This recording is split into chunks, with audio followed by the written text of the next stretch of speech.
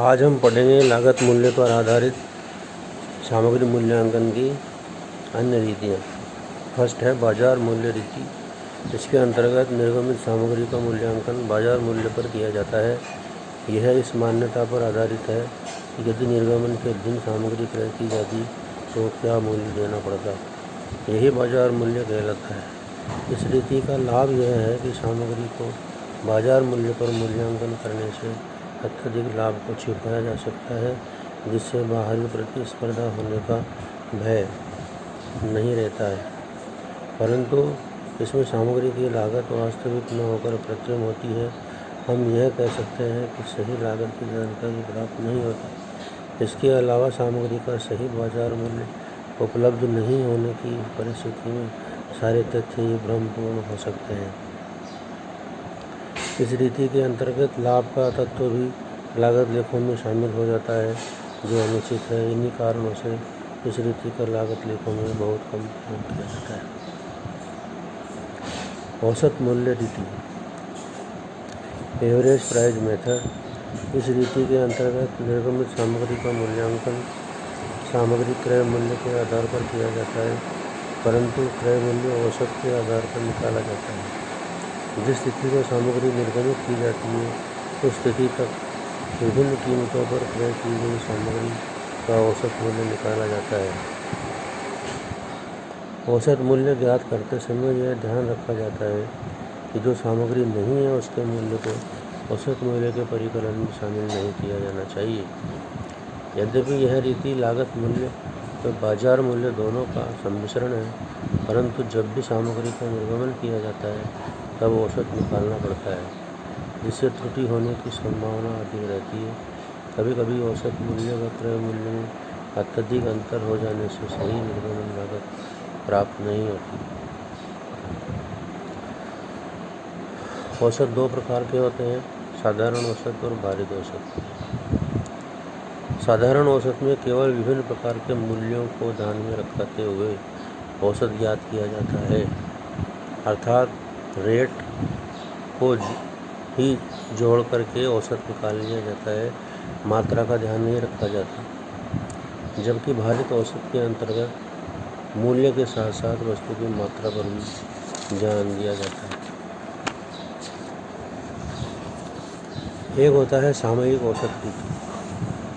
इस रीति के अंतर्गत प्रत्येक क्रय के बाद सामग्री औसत की गणना न करके एक निश्चित अवधि प्राय एक माह में प्राप्त विभिन्न मूल्यों वाली सामग्री का औसत ज्ञात कर लेते हैं।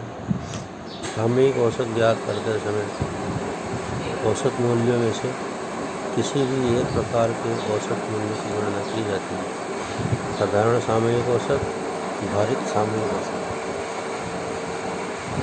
इस रीति का लाभ यह है कि रीति अवधि में सभी उपकार्यों हेतु सामग्री का निर्गमन समान दर से होता है और एक अवधि विशेष के अंत में औसत लागत ज्ञात करने गणना विधि भी सरल हो जाती है। इसका सबसे बड़ा दोष यह है कि सभी उपकार्यों का निर्गमित सामग्री का मूल्यांकन एक अवधि के अंत में ही हो सकता है। काल्पनिक मूल्य रीतियाँ। इसके अंतर्गत सामग्री का मूल्यांकन वास्तविक मूल्य पर नहीं, काल्पनिक मूल्य के आधार पर किया जाता है। पहला है प्रमापित मूल्य रीति।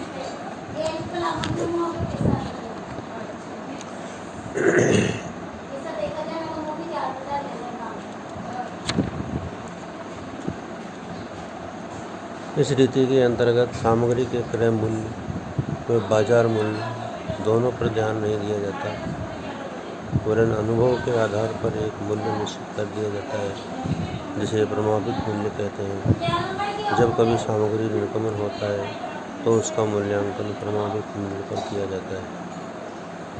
इसकी विशेषता यह है कि सामग्री की प्राप्ति एवं निर्गमन दोनों ही का मूल्यांकन प्रमापित दर पर किया जाता है। यदि क्रय मूल्य में प्रमापित मूल्य में अंतर होता है तो उसे मूल्यांतर खाते में लिख दिया जाता है।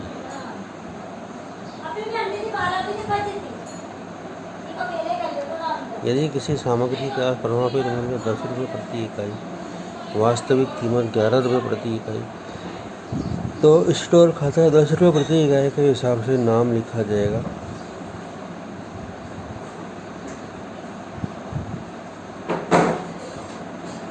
तथा मूल्यांतर खाता 1 रुपये प्रति इकाई से डेबिट किया जाएगा। निर्गमित सामग्री की इकाइयों की लागत 10 रुपये प्रति इकाई से आंकी जाएगी।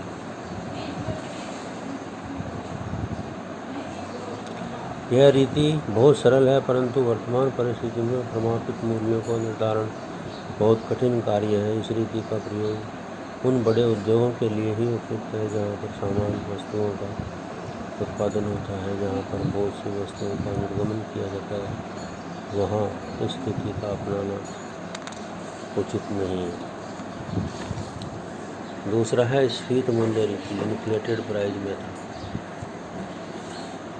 संग्रहालय में कुछ वस्तुएं जलवायु के प्रभाव से या सूख जाने के कारण अपने आप माप तौल में कम हो जाती हैं, जैसे पेट्रोल, लकड़ी, कोयला।